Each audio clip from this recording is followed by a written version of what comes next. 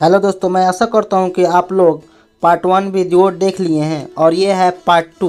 चलिए अब हम लोग क्वेश्चन देखते हैं। पूंजीवाद क्या है? ऐसा अर्थव्यवस्था जिसमें उत्पादनों के साधनों पर पूंजीपति का नियंत्रण होता है उसे पूंजीवाद कहा जाता है।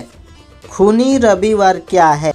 1904-1905 के रूस जापान के युद्ध में रूस के पराजय के कारण रूस में क्रांति हो गई।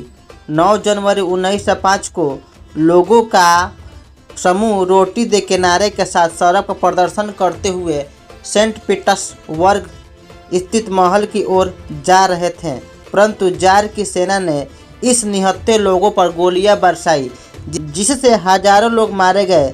इसलिए 22 जनवरी पुराने कैलेंडर में 9 जनवरी को खूनी रविवार या लाल रविवार के नाम से जाना जाता है।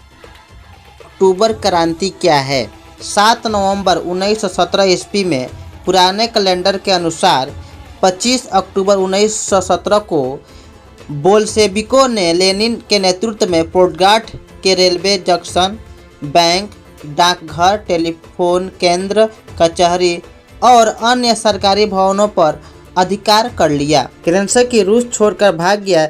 इसे ही अक्टूबर क्रांति के नाम से जाना जाता है।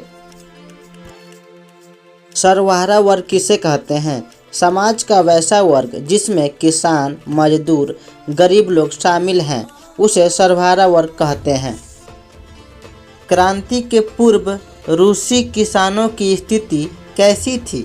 1861 ईस्वी में जार अलेक्जेंडर द्वितीय के द्वारा कृषि दास्ता समाप्त कर दिया गया। उसमें किसानों की स्थिति में कोई सुधार नहीं था।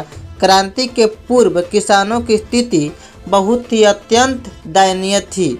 उनके खेत बहुत छोटे छोटे थे और वे पुराने ढंग से खेती करते थे। उनके पास पैसा भी नहीं था तथा काम का दबाव भी था।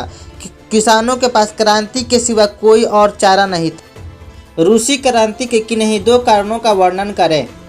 रूसी क्रांति होने के निम्नलिखित 2 कारण हैं। पहला, जार की निरंकुशता एवं अयोग्य शासन।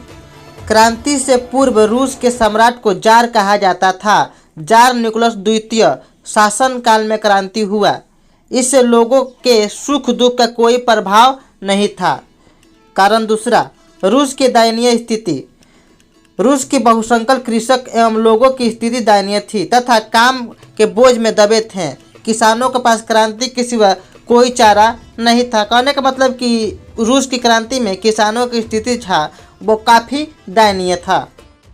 साम्यवाद एक नई आर्थिक एवं सामाजिक व्यवस्था थी। कैसे? दोस्तों इसका आंसर ये रहा। इस आंसर को आप लोग बहुत ही अच्छी तरीक़ा से याद कर लीजिएगा और लिख लीजिएगा। तो चलिए अब हम लोग नेक्स्ट क्वेश्चन की ओर आगे बढ़ते हैं। बायोदाई कौन था? 1945 ईस्वी में बायोदाई अन्नाम का शासक बना, लेकिन साम्यवादी और राष्ट्रवादियों के समक्ष उनके टिकना कठिन था। अतः बायोदाई ने 25 अगस्त 1945 को पद छोड़ दिया। हिंद चिन्ह का अर्थ क्या है? हिंद चिन्ह दक्षिणी पूर्व एशिया में लगभग 3 लाख वर्ग किलोमीटर तक फैला हुआ है। यह प्रायद्वीपीय क्षेत्र था जिसमें आज वियतनाम, लाओस और कंबोडिया जैसे क्षेत्र आते हैं। हुआ आंदोलन की चर्चा करें। ये जो क्वेश्चन है दोस्तों काफ़ी बार परीक्षा में पूछा जा चुका है और इसका आंसर ये रहा। दोस्तों आज इतना ही रहने देते हैं, तब तक मिलते हैं नेक्स्ट वीडियो में। उससे पहले मेरे चैनल को सब्सक्राइब करें और वीडियो को लाइक करें। तब तक के लिए टाटा, बाय बाय।